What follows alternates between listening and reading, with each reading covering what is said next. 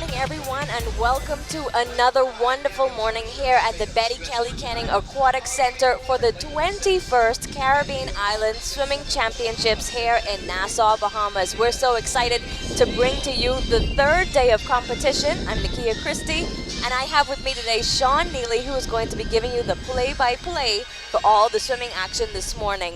Sean, I don't know, what are we expecting today? I'm already excited. It's been such a fast meet so far. After last night, I think we're going to have another good morning. We're swimming the 2 IMs first, then we go into the 50 breaststroke, we have 100 frees, and then we finish up with the 200 flies. Oh, so it's going to be a quick morning then? Yeah, it should be a fairly quick morning today. With the 100 and the 100 free and the 50 breaststroke. All right, lots of excitement here. 2 IM, a little faster than the IMs you would have seen last night. Yes. Still difficult for me, but not as difficult for the 400 IMs. That's where each swimmer will swim one lap of each stroke, so butterfly, backstroke, breaststroke, freestyle, and they're always exciting to watch, the IMs are. Yeah, the 2 IM is a little bit more interesting because it's pretty much a sprint of each of the individual strokes. So it's going to be sort of fast, and it's very exciting, and the changes between the people in the different events and who's stronger in this stroke happens just a little bit faster than in the 4 IM. Yeah, a little faster. So it seems that we've gotten started here.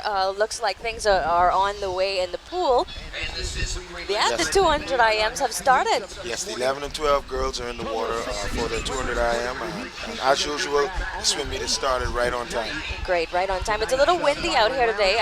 We'll see how that affects the swimmers. Sometimes that's not fun, depending on which direction the wind is blowing in. Yeah, it's not good for those that are usually swimming the 50s, or if it's in your face coming back on the 100. So it could be a bit of a variable, but I mean, for the rest of us, we're pretty much enjoying the cool breeze. Right, the sun's still out, but the wind is helping a lot. So Sean, last night we ended off with Bahamas still in the lead. We did an awesome job in the relays. We had a great showing. We were in every relay, which I think helped us a lot. We heard the national anthem a whole lot last night, which was really exciting. And the swimmers seemed to be just cruising through this.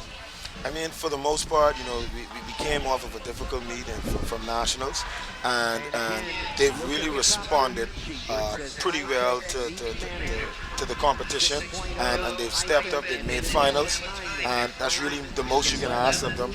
Get in there, let's score some points as best we possibly can, and they're doing a good job of that. They're doing a great job. Still lots of gold medals. Like I said, the national anthem has been playing. We've seen times dropped. I'm happy with the performance. Yes, the coaching staff, we're extremely ecstatic with the way the swimmers have swam, because we understand fully the difficulty that we put them in terms of having them swim these 2 meets back to back.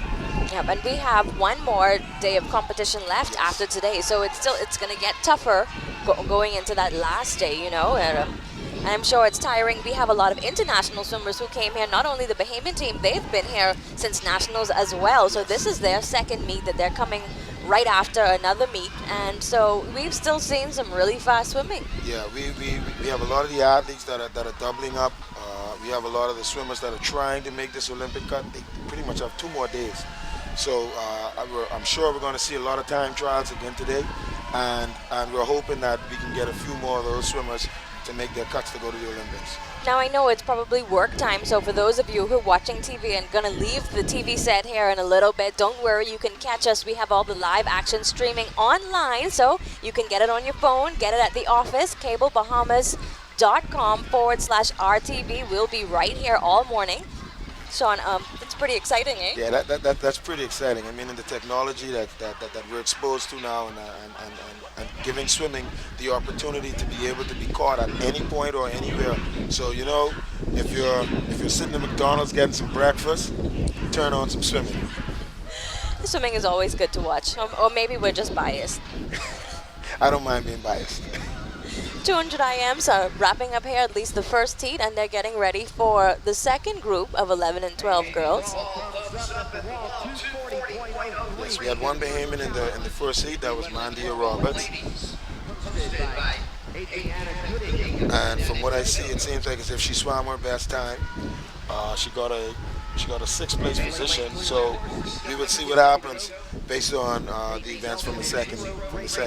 In the second heat here, we have one Bahamian in that as well, Rachel Lundy. She'll be in lane 1, so watch out for her.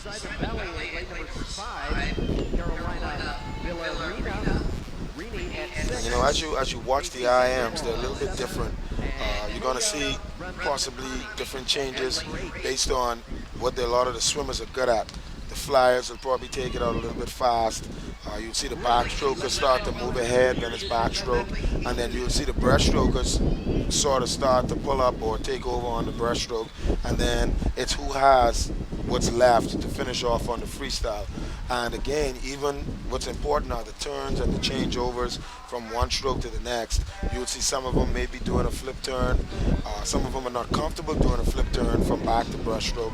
So you'll see all sorts of variations in the swimmers, and a lot of times it's really based on experience and what they're comfortable doing. Yeah, we talked a little bit about that last night, that turn there that people, the majority of swimmers seem to be taking advantage of when you get into the older age groups, but with an 11 and 12, it may not be as widely used. Yes, because it's sort of difficult to do in terms of understanding that you have to touch and then do the turn, and it's a little bit difficult coordination-wise. So usually it takes them a little bit of time to grasp the skill, and then usually once they grasp the skill and they understand what you want them to do, then they usually go out and execute. Yeah, so it takes a lot of practice here, and impressive when 11 and 12-year-olds actually executed well. Yes, it's extremely impressive when they can do it well, because it's not an easy skill to do.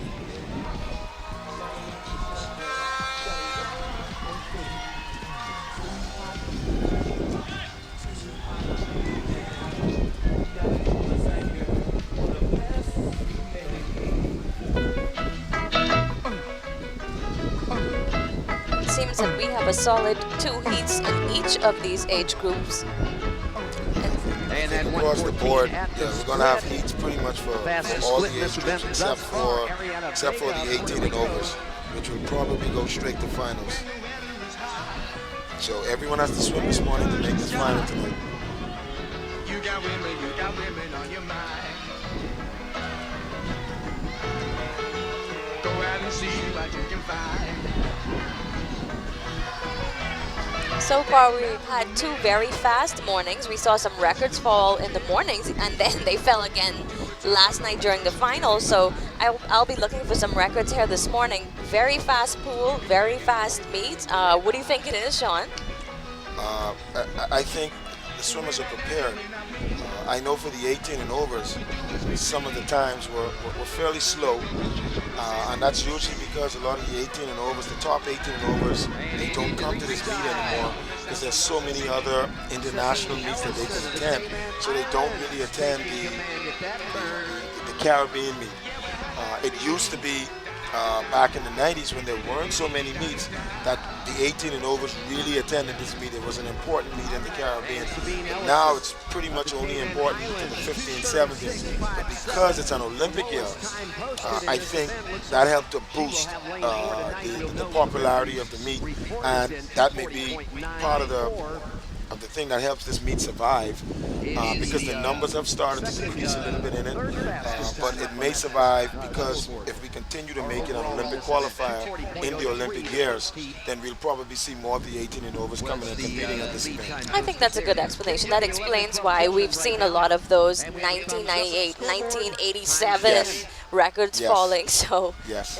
okay, that makes sense. So I could not figure out for the life of me last night why some of these. I mean, we had a 30-year-old record. Yes, they've been there for a while, mainly because most of the time the teams send their second-tier swimmers if they want to come that are 18 and over. And when you're within the Caribbean, you find that a lot of the 18-year-olds, the 18-year-old swimmers or 20-year-old swimmers, they're trying to go to the bigger meets that give them more opportunity to compete with a higher level of competition. So coming to CISC has not been a fad.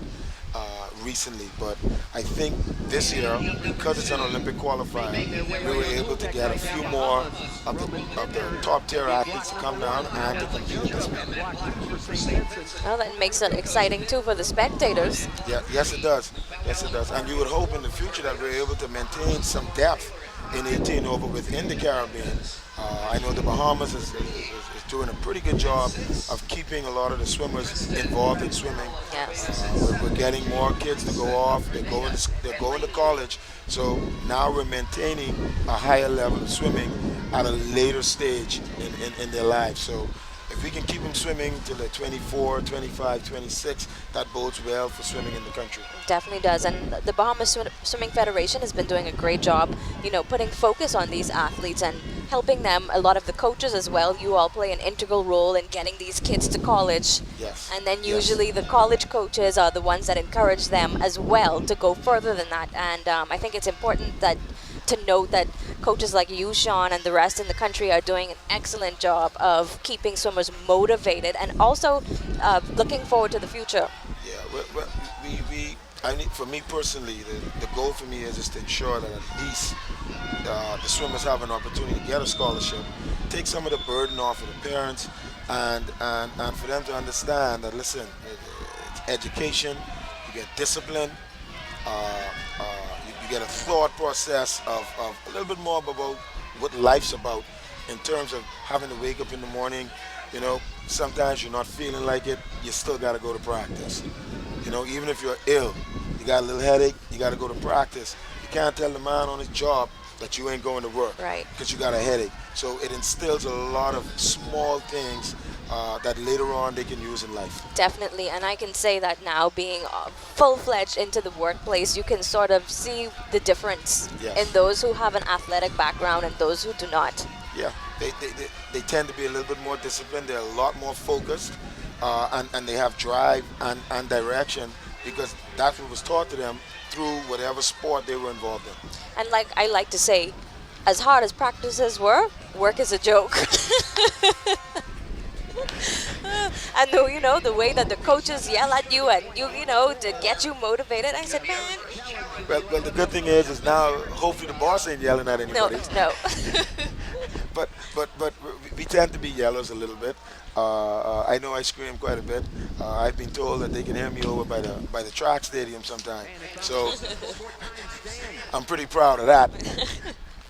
But we do that to help to motivate, and you want to get the best out of everybody, and that's just the bottom line. And when we see you doing well, we want to be able to give you a big hug, and say, hey, good job, well done, and you see your work paying off. Definitely. This is the second heat, yes? The deciding heat. Yes, 11 and 12, gentlemen. And we have two Bahamians in this. We have Roman Pind in lane 1, and we have Lamar Taylor in lane number 5.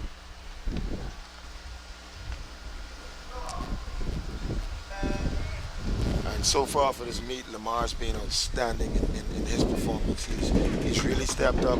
He's swimming best times pretty much across the board, and that's really putting him in a lot of medal positions. It's been very exciting to watch. And it's so great to see the kids in 11 and 12, their first CISC meet. So excited about it, medaling, or at least making the finals, which is, that's huge. That is huge. That is huge because, a lot of times it may not look that way, but the meet is extremely fast. Yes. And this meet is faster to some extent than Carifta on average. Yes. So with the kids stepping up and them getting medals and them making finals, it shows that they're in top shape, and it shows that they're putting the effort into their swims, and that's all we can ask for them at the end of the day. And again, it's so outstanding that they're still performing so well right off of nationals, where a lot of them would have been focusing and working on their peaking at that time. Yes, I know for me, I tried to work with my swimmers, and I tried to make sure that there was some level of control in terms of what they were doing and the events they were racing in preparation for this meet. The other athletes that did not make CISC, I prepared them just a little bit different, just to make sure that they were optimal last week, and you try to see if you can squeeze your other athletes to make sure that they're able to swim well this week because you're doing this double. So, Sean, talk a little bit about the preparation for big meets and explain to those people who are watching out there who may not understand the terminology, what taper is, what peak is, and what that all means for a swimmer. Well, the goal is based on your yardage, and during the course of the year, you pretty much set out how much meters you'd like for the athlete to swim pretty much within either semester. Some people may break it down to a month, and then it's broken down to a week, and then it's broken down to the daily workouts.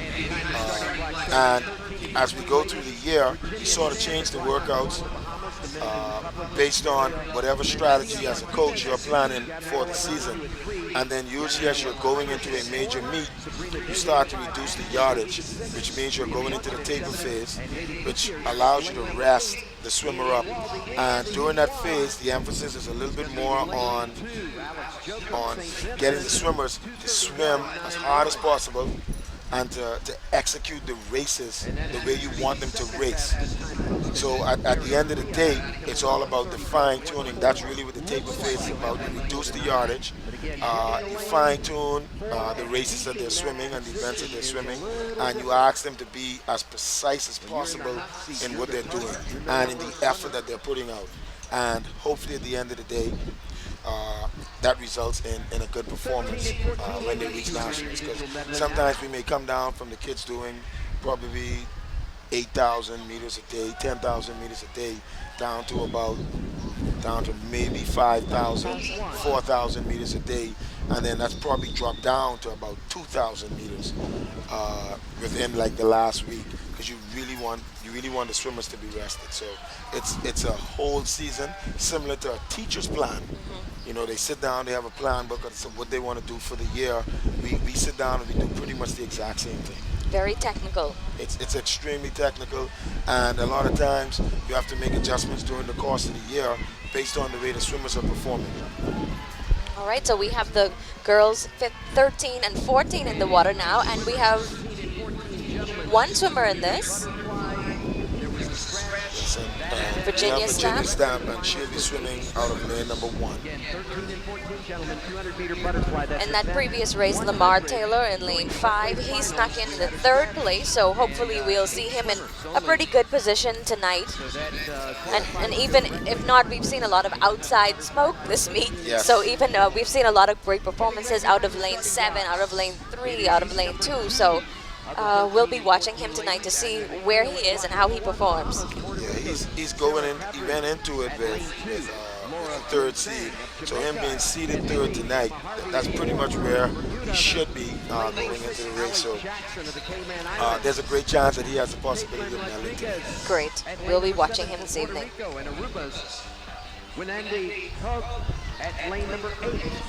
The ladies just coming back now on the breaststroke leg. And I would say this, I think over the last about 8 years, this 200 IM has been an event that the Bahamas has actually gotten better at. We were not really good IMers back in the day as a country, as a whole. But I think we've really improved in the 2 IM, and we've sort of even gotten a little bit better at swimming the 4 IM. And I think that's been part of our resurgence, and it's given us that ability to now win the middle distance races that we weren't winning or really scoring sort of high in back in the day. And that's why we are now able to compete at a high level at CISC and at Carifta, pretty much coming second or winning the event. I mean, yes, we were talking about yesterday. We have Joanna Evans qualifying for the Olympics with an 800 freestyle. Matthew Lowe won the 1500 freestyle here this weekend. I mean, the Bahamas and distance swimmers. Yeah, we have not been known.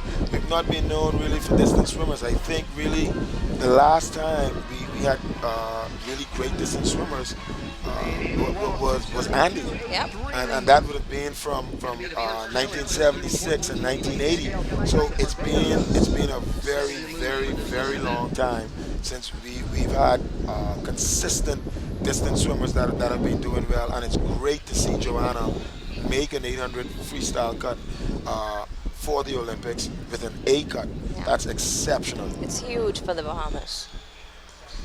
You know, because it shows all the distance swimmers, you know, that you don't necessarily have to be a sprinter.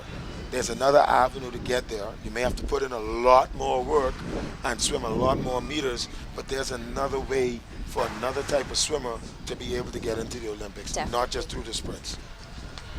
Well, Virginia Stamp touching in 7th And we there. have a thumbs up. The scoreboard time Out of stand lane 1. as official. Yeah, and she's right at about on her best time for that event. I don't think we could have asked much more from her 13 and for it. 14 And ladies. she should be happy with that. Heat We'll 2. take it.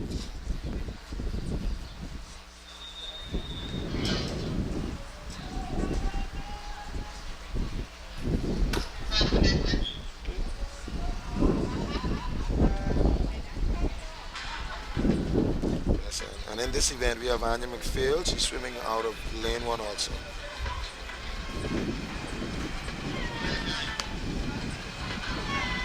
We have swimmers from Puerto Rico, Jamaica, Bermuda, Aruba, Cayman.